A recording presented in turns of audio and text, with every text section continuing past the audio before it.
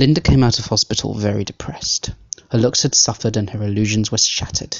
She was a changed girl.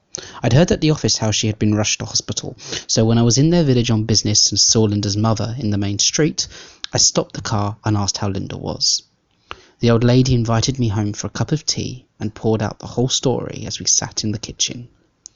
Linda was resting in bed upstairs and Lewis was at work, so she could speak freely. I think it made her feel better to talk about it and let out some of her fury she had been bottling up inside.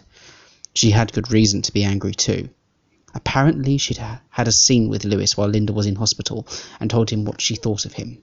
He'd quite calmly replied that he had no intention of changing his ways, and that anyway it was all Linda's fault for being such a bloody fool as to get pregnant and lose her looks.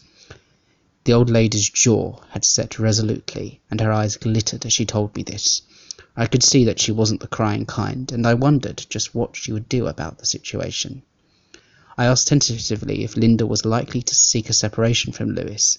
They hadn't been married long enough for her to be able to get a divorce yet. The old lady shook her head. "No," she said. "I know Linda is too weak to make up her mind to do that. Oh, she'll cry and she'll say she's through with him, and all the rest of it. But when it comes to the point of actually going to a solicitor's office and starting proceedings, she'll hang back. She'll change her mind and say so. Maybe I should give him another chance, and so it will go on. Until she's middle-aged and I'm gone and her life is ruined, because he won't leave her.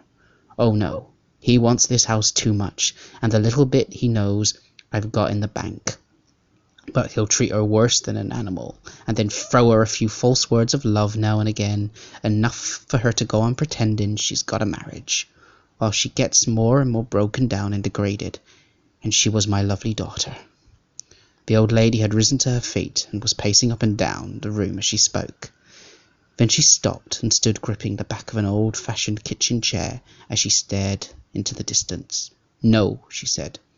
"No, not the lawyers and separations. There are other ways. Older ways."